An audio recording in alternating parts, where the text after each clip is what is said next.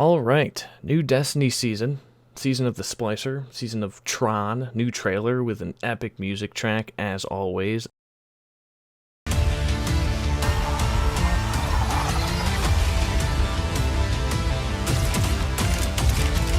Akora has been asleep or something for an entire year. Now the Vex take away the sun, and suddenly she's awake, I guess, with a new voice actor. There's a new 6-man activity, new stasis aspects, yay, new weekly pinnacle missions like Presage, but not a secret. VOG is returning, Mithrax is helping us, but what about the people that killed him during that one mission? Do they just not get this season? Anyways, my name is just Jared, but you can just call me Jared, no matter what my channel name still says.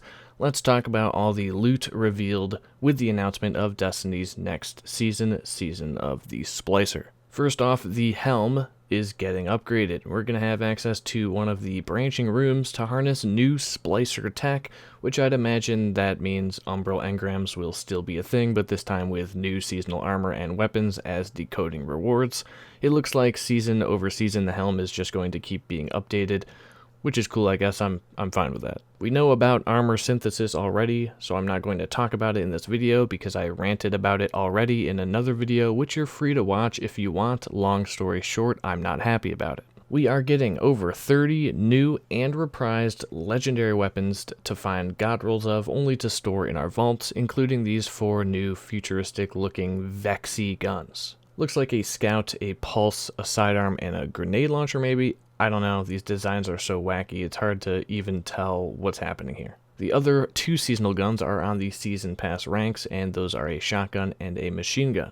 We're also getting the Cryothesia, which I guess is how you pronounce it, the Cryothesia 77K, which is an exotic stasis sidearm that can shoot a charged stasis shot that, you guessed it, freezes enemies that I'm sure will be nerfed all to hell because Crucible. New exotic boots for all classes this time around. Hunters get the Star Eater Scales, easily one of the coolest exotic names of all time. These boots allow hunters to feast upon orbs of power, charging their super more quickly and making it more potent. Titans get the Path of Burning Steps, which converts solar eliminations into increased weapon damage and makes them more difficult to lock down with stasis, which I'm sure will go over well with the community because now Titans can resist stasis more than the other classes because of this exotic.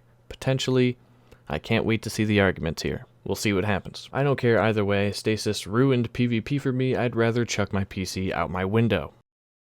Warlocks get Boots of the Assembler, which condenses your rift's healing or empowering energy into projectiles that seek out their allies to bless them with noble benefits. This sounds like a gimmick exotic. Let's hope it's not. The Warlock has a lot of gimmick exotics already. New seasonal armor ornaments look dope. This is finally a season that I can say I like the set for each class. It's got a fallen Splicer robotic vibe to them. I'm 100% down. Give me more. Unlike the other seasons, it looks like there's only one armor set on the pass. If you remember, before if you owned the season, you get a full armor set at rank 1 with pieces throughout the ranks, and the seasonal ornamental armor later in the ranks. The season pass doesn't appear to have a visible armor set at rank 1, and the pieces that you'd usually get throughout the ranks, you know, the ones with the super high stat rolls that you legit couldn't get anywhere else ever, are no longer there. This might be because of the power climb change starting next season, where the cap is only increasing by 10. Shaders, finishers, bright dust, an exotic sparrow, emotes, and an exotic ornament for the stasis sidearm I'm not going to try to pronounce again are spread throughout the ranks this season, as well as the usual exotic engrams, ciphers, and materials. Vault of Glass will have its unique armor and weapon rewards, of which haven't been shown off yet and probably won't be until the raid launches on May 22nd. Iron Banner is obviously returning this season throughout the season, and we're not going to be getting a new armor set because we never do, so don't expect it.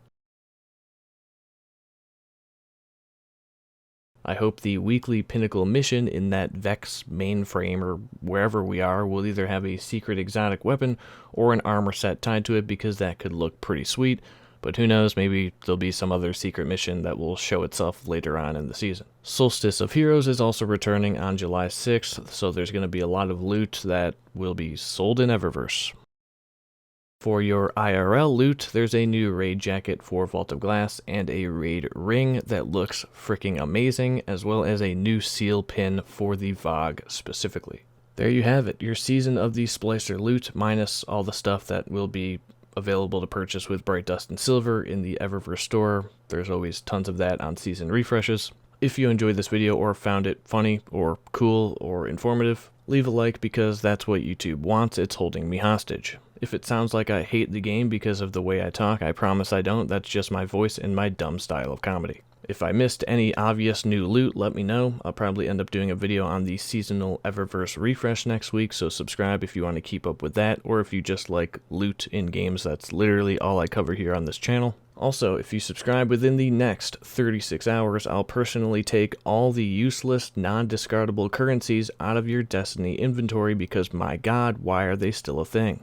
Big thanks to my Patreon supporters whose names are bouncing around on screen right now. I love you all. Until next time, I'll see you later.